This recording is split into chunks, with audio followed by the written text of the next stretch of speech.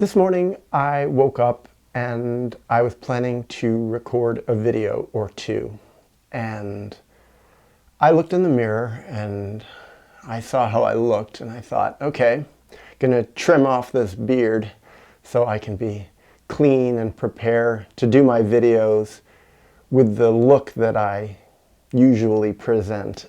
And then I remembered back to my early 20s, when I first started traveling around the world, when I first started hitchhiking and disappearing from home, from my family home for months at a time.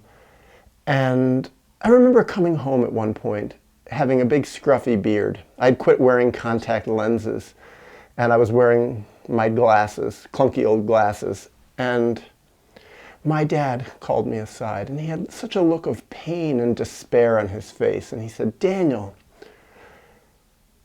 why don't you put your contacts on and shave and look nice looking again? Get a nice haircut." He said, "You're such a nice looking guy. People love you so much when you look nice. You look horrible now. You don't look nice anymore. It's not fun to look at you."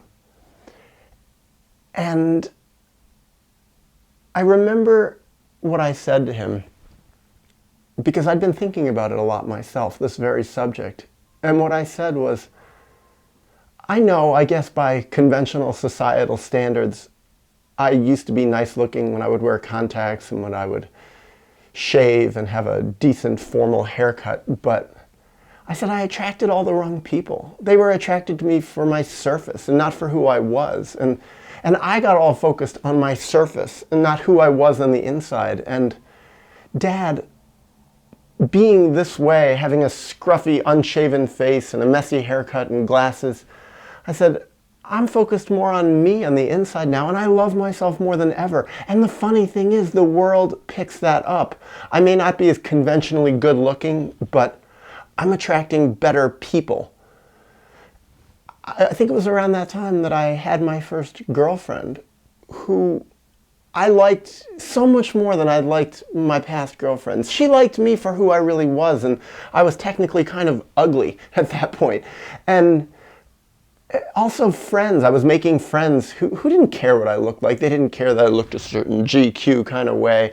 They just liked me because of what I said and how I acted. And I think they also liked me that I was so much more relaxed and happy than I had ever been before.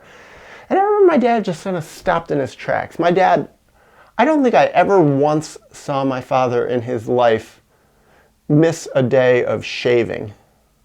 Even when we were out camping, it was like so important to look the part, always look the part, dress the part. Even when there was nobody around, it was like, I don't even think he could look in the mirror and see himself in any other way than sort of presented and perfect. So I thought this was a good idea to make a video about this and to not trim off my beard, to just come as I am and be me. Now, this is how I look a lot of the time. Certainly when I'm out traveling in the world, I shave or trim my beard probably once a week or less. I mean, I've found as I get older, sometimes before I go hitchhiking, I do trim my beard or shave just because I want to get picked up. Sometimes if I'm too scruffy looking, cars will just pass me by. People will be scared of me. And there are other negative consequences. Like I notice in New York City, if I look like this, or especially if I go a few more days without shaving, I'll go into a store and they'll follow me in the grocery store, in the supermarket. They think I'm in a shoplift. And that's happened many, many, many, many times for a long time. And that's annoying. I also do want to say, in fairness, that I think the world can go easier on men who look scruffy and don't play the good-looking part than it is for women. I think the world can be more judgmental of women who don't fit into conventional, societally acceptable beauty standards. The world can just reject them outright. And I think that's a reflection of the world itself more than it is a reflection of women in any way. I think women tend to be looked at by conventional society just more as objects, and their value is based more on their sexual presentation, on their attractiveness. And I think men get more of a pass. But I also just think about myself, how much when I was younger, I tormented to try to look the part, especially when I was a teenager and I was before puberty and during puberty. It was like I hated myself for how I looked. I really, really hated myself. I'd look in the mirror and just think ugly thoughts and even say nasty things because I didn't look how I wanted to look. I looked mostly too young and too skinny, and my legs were too long, and my clothes never fit right, and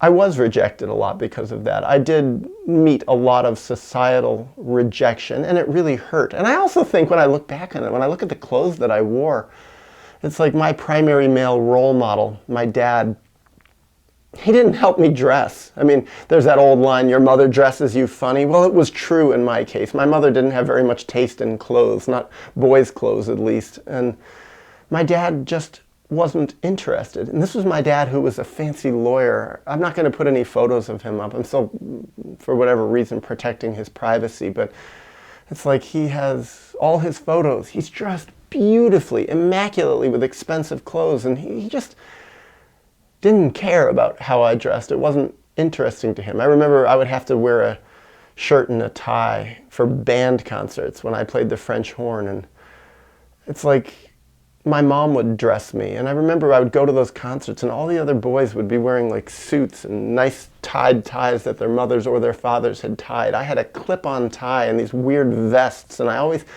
looked strange and didn't fit in, and I was embarrassed, and I was just so glad when it was all done and I could go back to playing with my rough friends who didn't have any money out in my neighborhood and get muddy and dirty and not have to worry about how I dressed. And I feel like it was like when I became an adult, I went back to, by and large, being that person who just dresses how I like and wears what I want and practices the number one rule of fashion and style, which is be comfortable.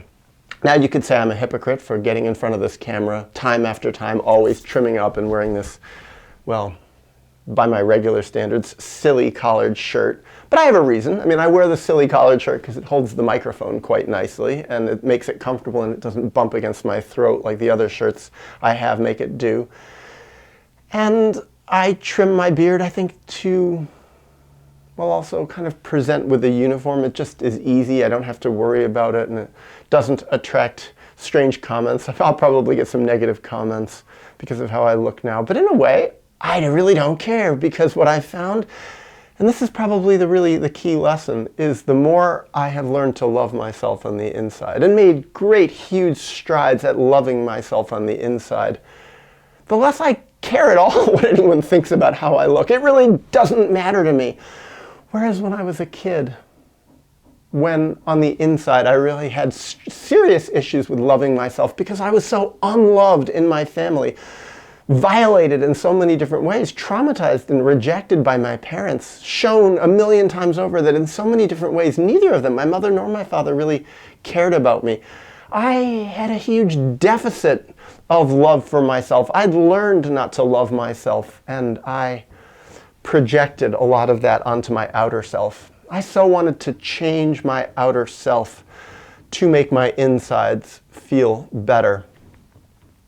And it never worked, never worked.